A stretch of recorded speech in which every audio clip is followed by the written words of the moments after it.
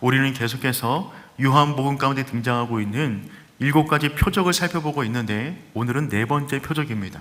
그런데 앞선 3가지의 표적을 가만히 묵상해 보면 한 가지 공통점이 있습니다. 전부 다 그 기적과 표적이 일어났을 때 부족한 삶의 공간에 일어났다는 것입니다. 첫 번째 표적인 가나 혼인잔치 가운데 포도주가 떨어진 자리에 표적이 일어났어요. 두 번째 표적인 왕의 신하가 죽어가는 현장 가운데 하나님의 기적이 일어났습니다. 세 번째 표적인 베데스다 연못가 가운데 38년 된 병자, 그 인생의 부족한 가운데 주의 은혜가 담겼습니다.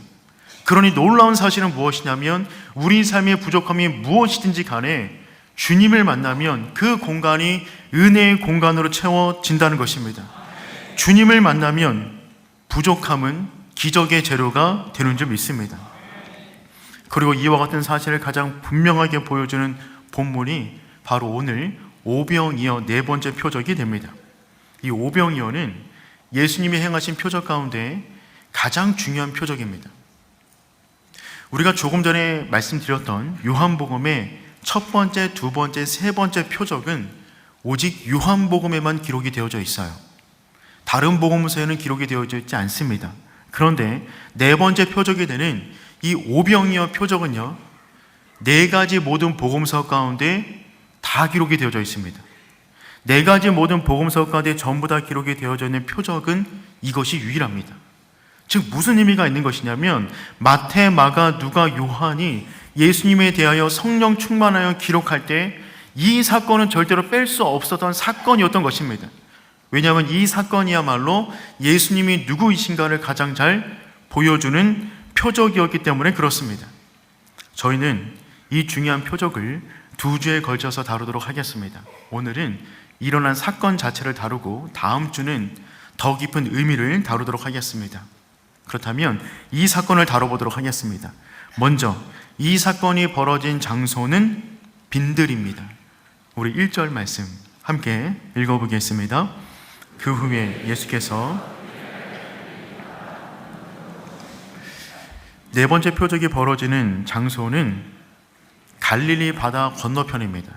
그곳을 다른 성경에서는 벳세다라고 지명을 기록해 놓았어요. 그리고 빈들이었다라고 기록합니다.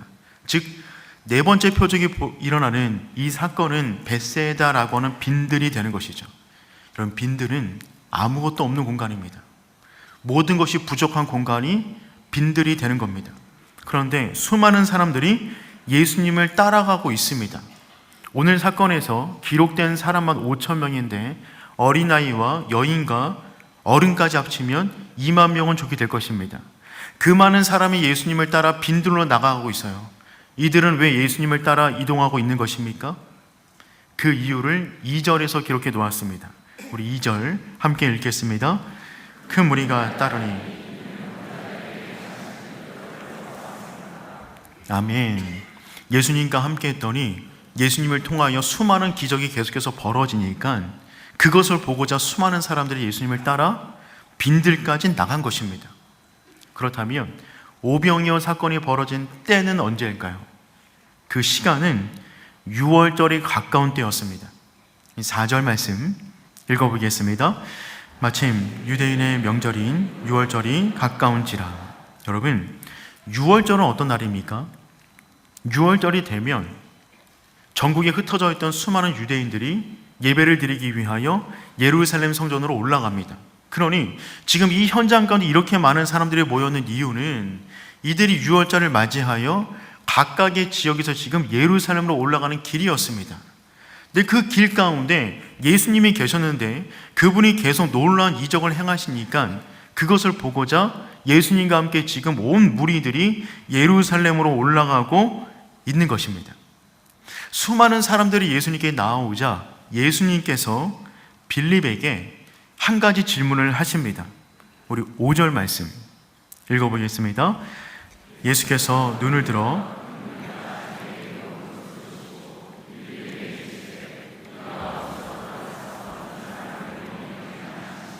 아멘. 예수님께서 어떤 질문을 하셨습니까?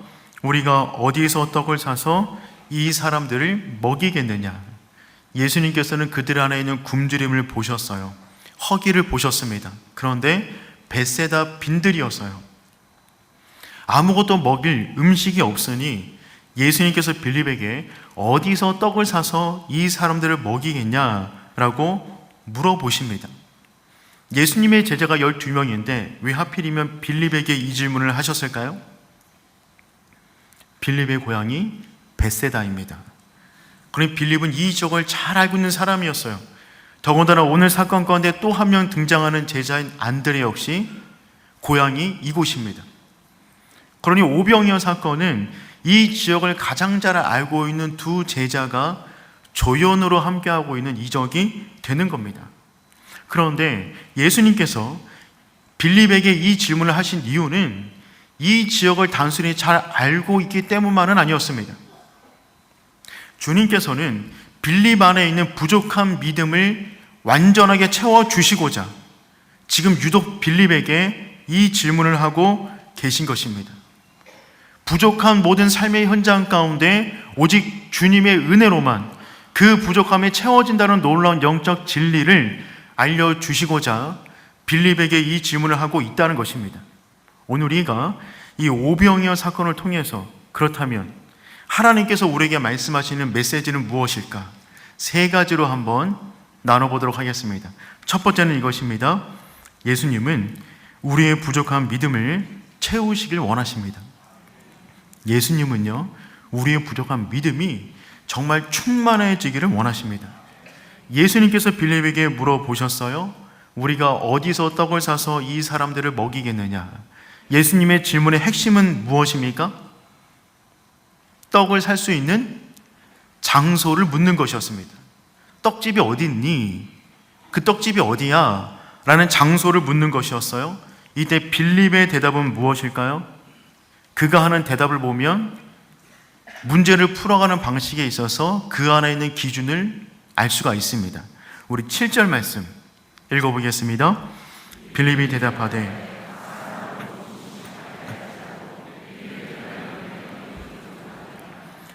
빌립은 수학적 능력이 대단한 사람이었어요. 빌립은 분석적이었고 사고형의 인물이었습니다. 예수님은 장소를 물었어요. 떡집이 어디 있니? 빌립은 무슨 말을 합니까? 순간 사람들 대비 계산을 하더니만 200데나리온이 부족합니다. 한 데나리온은 하루 사람이 일하는 노동값입니다. 그러니 200데나리온은 8개월치 월급을 말하는 거예요. 우리나라 기준 최저시급을 기준으로 말하면 1393만 원입니다. 그거를 순간 계산하더니만 아니 주님 약 2천만 원이 부족합니다. 이렇게 말을 하는 거예요. 예수님의 질문은 무엇이었다고요? 장소였어요. 빌립의 말은 무엇입니까? 돈이에요. 즉 이 말은 어떤 의미가 담겨져 있는 것이죠? 빌립은 이런 의도로 말하고 있는 것입니다. 아니 우리에게 무슨 돈이 있습니까? 돈이 있어야 떡집을 찾죠. 돈이 없는데 무슨 떡집을 찾습니까? 아니 가만 보면 주님 참 비현실적이세요. 그래갖고 세상을 어떻게 사시겠어요? 지금 이 이야기를 하고 있는 것입니다. 그런데 주님께서는 빌립이 이 말을 할 줄을 알고 계셨어요. 6절 말씀 읽어보겠습니다. 이렇게 말씀하심은 친히 어떻게 하실지를 아시고 빌립을 시험하고자 하심이라. 아멘. 예수님은 빌립이 이렇게 말할 줄을 알고 계셨습니다. 그래서 빌립을 시험하여 빌립에게 이 질문을 했던 것입니다. 그럼 예수님께서 빌립을 시험하셨는데 예수님이 빌립의 어떤 면을 시험하신 것입니까? 그의 수학적 능력을 시험하셨나요? 아니에요. 그의 부족한 믿음을 스스로 발견하게끔 하기 위하여 그를 시험하고 있는 것입니다. 빌립은 굉장히 현실적인 사람이었어요. 논리적인 사람이었어요. 이성으로 이해가 돼야만 움직이는 사람이었습니다. 주님께서는 그 믿음을 지금 도전하고 있는 것입니다. 빌립의 연약함, 눈에 보이는 현실의 벽 앞에 한 발짝도 움직이지 않는 빌립의 믿음이 그 벽을 뛰어넘기를 원하셔서 이 질문을 하고 있는 것입니다. 사랑하는 성도 여러분, 예수님이 우리를 시험하십니다. 하지만 놀라지 마십시오. 두려워하지 마세요. 우리 수준을 아세요. 우리가 어떻게 반응할 줄을 알고 시험하세요. 그 말은 실수해도 괜찮다는 말입니다. 그렇게 할 줄 알고 시험하시는 것입니다.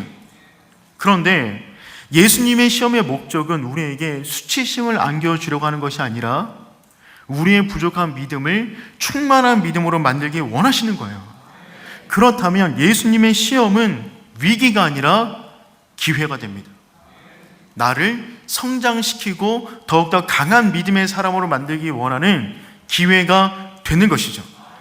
그러니 사랑하는 성도 여러분, 시험이 올 때마다 위기가 왔다 라고 말하지 마시고, 시험이 올 때마다 뭐라고 말해야겠습니까? 기회가 왔다. 기회가 왔다. 이 시험을 통하여 나는 더욱더 주님을 알아갈 것이다. 이 시험을 통하여 나는 더욱더 풍성한 강인한 믿음의 사람이 될 것이다. 주님이 우리 인생 가운데 시험을 준비하셨다면 그 말은 이미 기적을 계획하고 계신다는 말입니다. 주님은 우리 안에 연약함을 아세요. 그 연약한 공간에 주의 은혜를 채우고자 시험하십니다. 여러분, 이성은 하나님의 좋은 선물이에요. 하지만 하나님은 우리가 이성 안에 갇히기를 원치 않으십니다. 하나님은 비이성적인 분이 아니라 초이성적인 분이세요. 하나님은 비현실적인 분이 아니라 초현실적인 분이십니다. 이성은 중요하고 현실 파악은 중요하지만 하나님의 사람은 이성과 현실에 갇히지 않는다는 것입니다. 주님께서 말씀하시면 그분이 살아계시기 때문에 놀라운 일들이 지금도 일어나게 되는 줄 믿습니다. 그러니 사랑하는 성도 여러분, 주님께서 원하시는 믿음의 자리까지 성장해 나갈 수 있기를 축복합니다. 두 번째, 오늘 본문이 우리에게 말씀해 주는 중요한 메시지는 모든 시험의 답은 예수 그리스도라는 것입니다. 모든 시험의 답은 예수 그리스도입니다. 예수님께서 어디서 떡을 구할 수 있겠냐라는 질문에 빌립은 돈 이야기를 꺼냈어요. 그 순간에 안드레가 대화 속으로 끼어듭니다. 그리고 이렇게 말을 합니다. 우리 9절 말씀 읽어보겠습니다. 여기 한 아이가 있어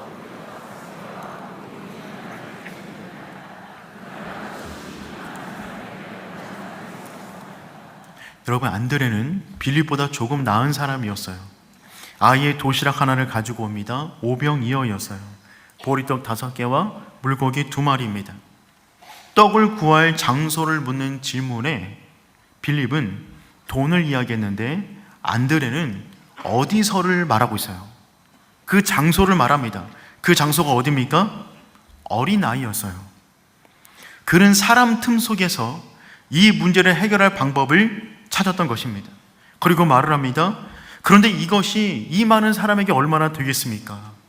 즉 그는 사람들 속에서 떡의 문제를 해결하기 위하여 분주하게 돌아다녔지만 그가 스스로 깨달은 것입니다. 이것으로는 부족합니다. 여러분, 두 제자 모두 현실의 문제에 갇혀있는 사람들의 모습을 보여주고 있어요. 이들의 믿음은요, 현실의 벽 앞에 갇혀 있습니다. 이들은 도리어 이들이 하는 답안지를 볼 때 문제를 내고 있는 출제자를 바보 취급하고 있습니다. 빌립의 말은 다음과 같은 말이에요. 아니, 떡을 파는 곳을 알아서 뭐 하겠습니까? 돈이 없는데. 돈이 있어야 알아보죠. 돈 먼저 주세요. 알아볼 테니까.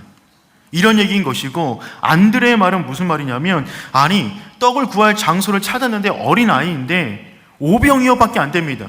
이것이 무슨 가능성이 있겠습니까? 가능성이 없습니다 라는 말을 지금 하고 있는 거예요. 주님을 바라보지 못하고 자기 이성에 근거한 답을 말하는 상황을 답답한 상황이라고 말하는 것이죠. 몰라서 물어보는 것이 아니에요. 아는데 그들 안에 어떤 믿음이 있는가를 보기 위하여 질문하신 것이었습니다. 그렇다면 빌립과 안드레가 해야 될 답은 무엇이었을까요? 예수님은 빌립과 안드레가 어떤 대답을 하기를 원하셨을까요? 이런 대답이 아니겠습니까? 아무리 계산해도 답이 없습니다. 주님만이 아십니다. 저는 모르겠습니다. 아무리 사람을 찾아도 도울 리가 없습니다. 가능성이 없습니다. 하지만 주님이라면 가능합니다. 이것이 주님이 원하는 답이었는데 빌립과 안드레는 큰 문제, 큰 계산을 할 수 있음에도 불구하고 크신 예수님을 바라보지 못했어요. 안드레는 도울 사람을 찾기 위하여 어린아이까지 데리고 왔지만 예수님께 도움을 간청하지는 못하는 사람이었습니다. 두 사람은 예수님을 믿는다고 하지만 여전히 자기 수준 안에서 믿음을 이어나가고 있는 거예요.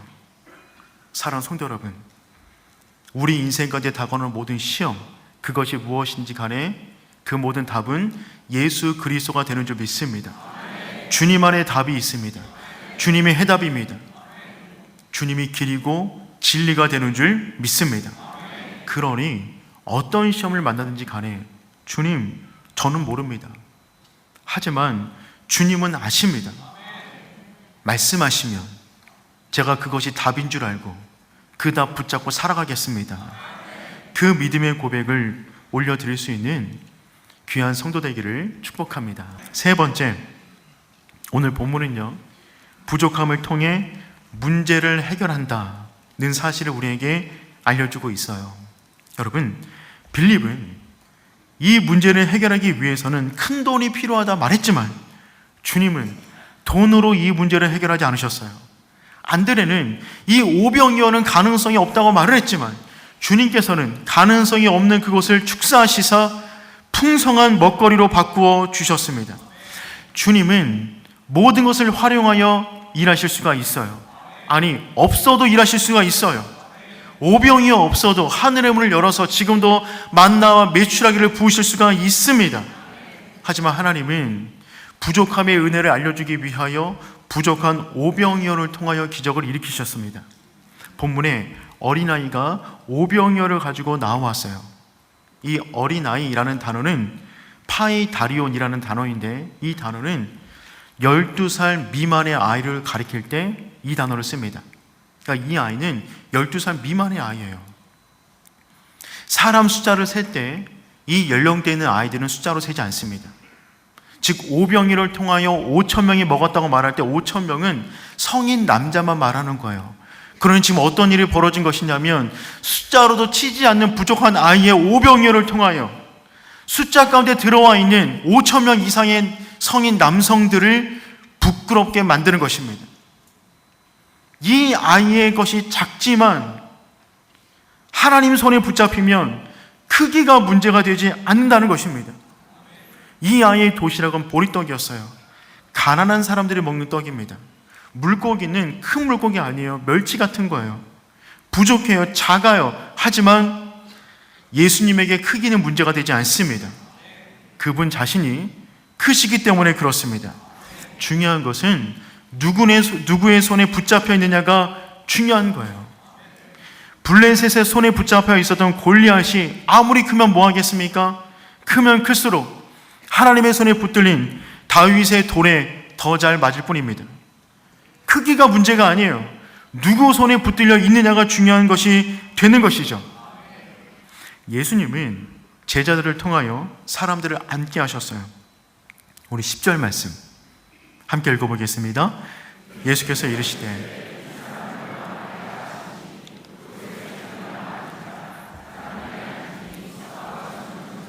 아멘. 예수님께서 제자들을 활용하셔서 사람들을 앉게 했습니다.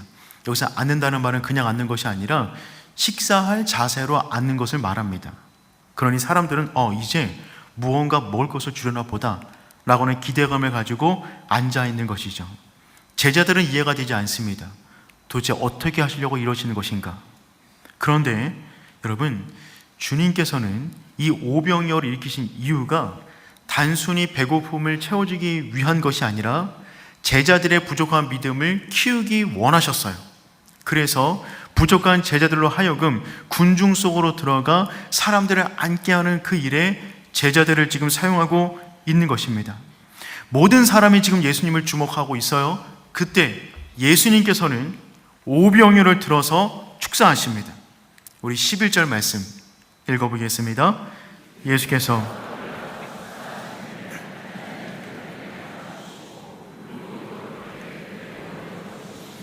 아멘. 주님께서 오병이어를 축사하셨는데 그 말은 무슨 말이냐면 오병이어를 보시고 오병이어를 축복했다는 말이 아닙니다.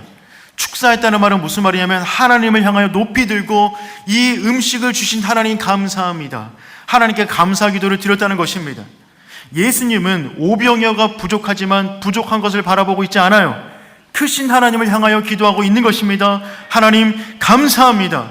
그러니 예수님께서 감사 기도를 올려드렸을 때 아직 현실 가운데 변화된 것이 아무것도 없지만 감사 기도를 먼저 올려드렸을 때 감사할 만한 놀라운 일들이 그 벳세다 빈들 가운데 이루어지게 되는 것입니다. 여러분 기억하시길 바랍니다.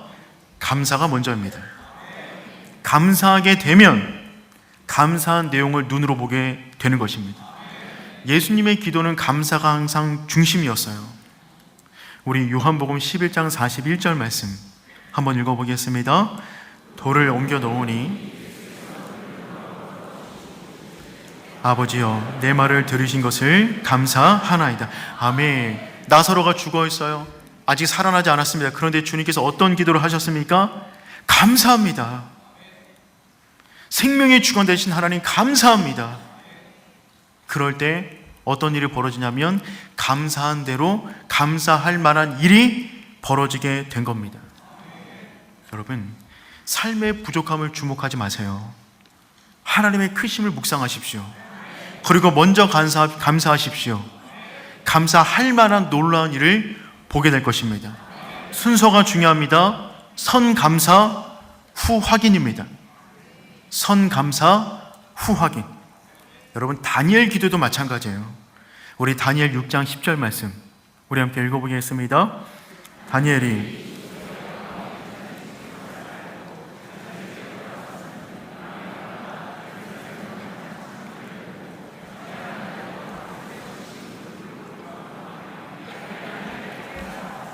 아멘. 여러분 그 당시 기도는 불법이었어요. 기도하면 사자굴에 던져지는 것입니다. 다니엘은 전에 하던 대로 기도하였습니다. 그 결과 어떤 일이 벌어졌습니까? 사자굴 속에 던져졌으나 인류 최초로 사자털을 이불 삼아 숙면을 취했어요. 놀라운 일이 그의 인생 가운데 끊임없이 벌어졌던 이유는 그의 인생 가운데 부족한 것이 많이 있었지만 항상 감사 기도를 올려드렸고 감사할 만한 일이 그 인생까지 따라오게 되었던 것입니다. 사랑하는 성도 여러분, 우리의 현실은 늘 부족합니다. 하지만 그 공간은 하나님이 채우시겠다는 약속의 공간이 되는 줄 믿습니다. 그 결과 어떤 일이 벌어졌어요? 원대로 먹고도 12바구니가 남았어요. 빌립은 조금씩 먹더라도 200데나리온이 부족합니다라고 말을 했지만 예수님은 돈 한 푼 들이지 않고 배불리 먹게 만드셨어요. 안드레는 오병이어는 가능성이 없습니다라고 말했지만 하나님은 그 불가능한 가능성을 변화시켜 능히 먹고도 처음 드린 것보다 더 많이 남겼습니다. 12바구니를 남기셨어요. 주님이 그런 분이십니다. 그러니 사랑하는 성도 여러분, 인생의 부족함을 묵상하지 마시고 주님의 크심을 묵상하십시오. 그럴 때 우리 인생 주님께서 예비하신 놀라운 은혜를 경험하게 되는 줄 믿습니다. 좋은 코치는 선수의 가능성을 봅니다.